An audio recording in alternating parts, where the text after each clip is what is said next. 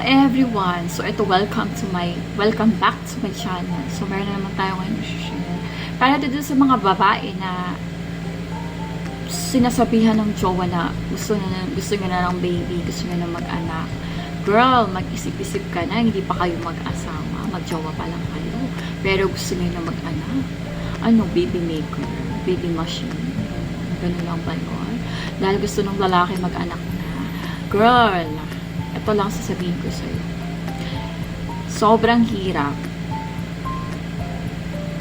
kapag nagbuntis ka, nanganak ka, diba? Alam mo naman yan. So dapat, kung gusto mo din mag-anak, for example, din sa lalaki, dapat pakasalan ka muna.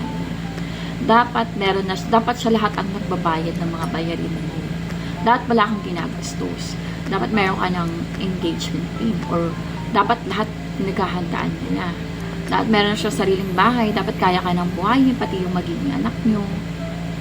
Pero pag sinabi niya na gusto niya na mag-anak sa'yo, gusto niya magkaanak, hindi pa nga kayo sa'yo, ay alam mo na kung ibig sabihin nun. Okay, hindi ka nun mahal, and anytime pwede kang iwanan kasi wala kang pinakahawakan, diba? Walang full support, hindi mo alam kung ano, ganon.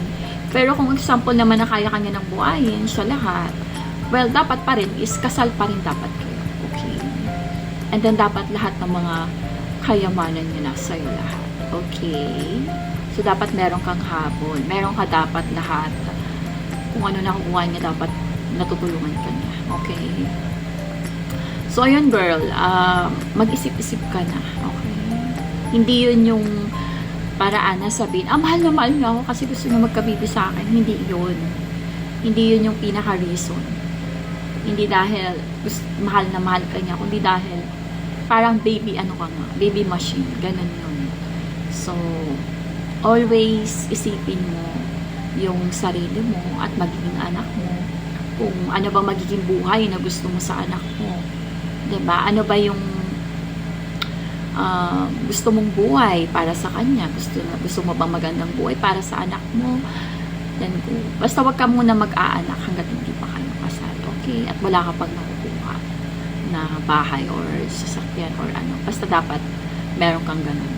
Okay? So, kaya nasasad ako dun sa mga tao.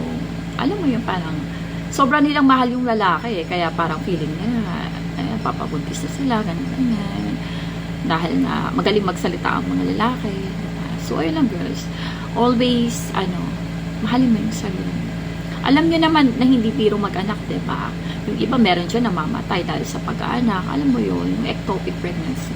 Mga gano'n. Kasi namatay yung best friend ko dahil doon eh. Pero ayun na nga, always hindi biro ang mag-anak. It's a lifetime. Naaalagaan yung okay, until the end of our life. End of your life pala. So, ayun. So, mag-isip ka muna, girl, bago ka muna mag-anak. Okay? So, dahil doon, panalo ka na pag nakuha mo na lahat sa kanya. Lahat ng mga kayamanan niya. Okay ka naman, I mean. Kung gusto mo naman nag-anak sa kanya, yun nga, mag-wait. Patience lang, girl. Kailangan mo din dapat kilalanin kung sino yung kinakasama mo. Dahil hindi biro ang pag-aanak and pag-aasawa.